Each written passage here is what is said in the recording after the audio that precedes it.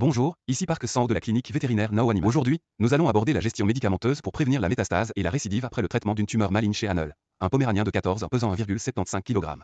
Je vais vous présenter les informations relatives à la gestion médicamenteuse. La tumeur maligne a été retirée en avril 2025.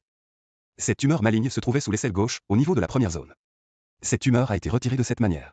Selon les résultats de la radiographie de ce centre, il n'y a pas de métastase ni d'autres anomalies. Voici la zone traitée pour la tumeur maligne dans ce centre. Ici, vous pouvez voir une petite cicatrice blanche, c'est l'aisselle gauche. Voici l'apparence de Hanel. Ce que nous voulons, c'est que les métastases pulmonaires surviennent très fréquemment après le traitement de la tumeur maligne. Il ne s'agit pas d'éviter ces métastases pulmonaires.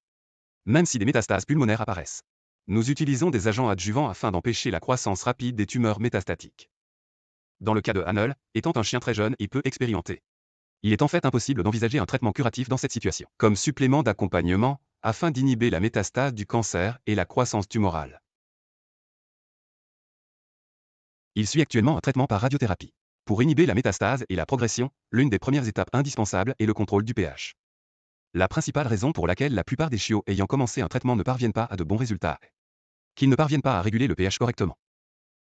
Si vous suggérez un peu de viande et ajoutez du chou dans la nourriture, la régulation du pH peut se faire de manière adéquate.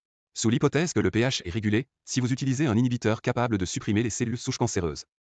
Les cellules souches du cancer croissent et génèrent des cellules cancéreuses. On peut ralentir cette production. Cela permet de prévenir la croissance rapide du cancer. Retirer les tumeurs mammaires sans chirurgie ni traitement invasif. Et préserver la qualité de vie quand les agents anticancéreux ne peuvent pas être utilisés. En tant que personne ayant reçu un traitement capable de freiner la croissance du cancer, il y a un effet d'augmentation de l'espérance de vie. Pour ceux qui s'intéressent au traitement anticancéreux alternatif, vous pouvez vous adresser à la clinique vétérinaire Léo. Merci.